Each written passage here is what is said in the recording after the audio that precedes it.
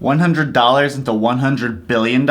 Warren Buffett has credited communication as one of the most important aspects of his success. Worth over $115 billion today, Warren Buffett claims that one of the best investments he ever made was spending $100 to take Dale Carnegie's public speaking course. Hi friend, welcome to the channel. 3 principles for handling people. Principle number 1, don't criticize, condemn, or complain. Sitting at a dingy bar late at night, my partner tells me something that didn't make me feel very good. The intention is good, but emotionally it's unsettling. I find it takes a lot of discipline in these situations to separate the emotion and my thoughts regarding it. I'm quick to judge people, and I have a genetic talent for being critical. Instead of criticizing people, try to see the world through their perspective. Use empathy to put yourself in the other person's shoes and try to understand why they did what they did. And don't forget that this applies to how you treat yourself as well. Imagine a world free of critical people and complaining. What would you do with all that extra time? Build a space elevator? Make flying cars? Stop ignoring your taxes? Principle number 2, give honest and sincere appreciation. I'm sitting with friends around a table in the back of a Boston dive bar. This guy Jack sits with us. We were all part of an audio engineering program together. Jack starts working the table, flattering us, telling us we're the most talented engineers he's ever seen, asking hollow questions about microphone technique and mixing. I would argue a lot of my friends are very talented, but Jack was getting it all wrong. When he started telling me about how I was the best engineer he's ever seen at the school, I couldn't help but think he was lying to me, because he'd never been on a session with me. I've never worked with the guy before. Something fundamentally feels shifty when you're receiving empty flattery. The only thoughts on my mind were, what does he want? What is he trying to get from me? Why is he doing this? What's this guy up to? I can't trust people like that. And after the fact, I talked to my other friends, and they all felt the same way. You don't want to be the person that goes around flattering everybody. Nobody likes to hang out with a liar. If we stop thinking about our own accomplishments and wants, and focus on the other person's good points, and give them a spotlight to shine, then they'll remember you forever. People will forget what you said,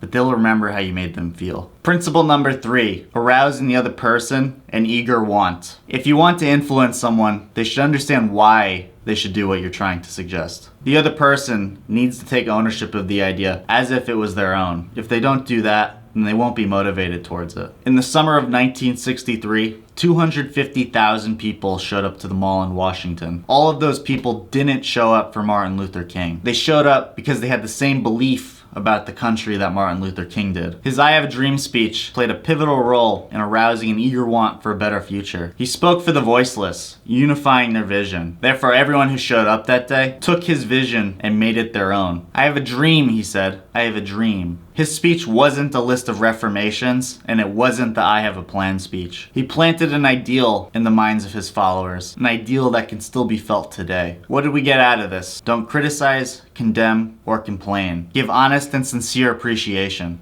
Arouse the other person an eager want. Thank you so much for watching, and if you'd like to watch more, click here for my latest video, and please subscribe to the channel. Thank you.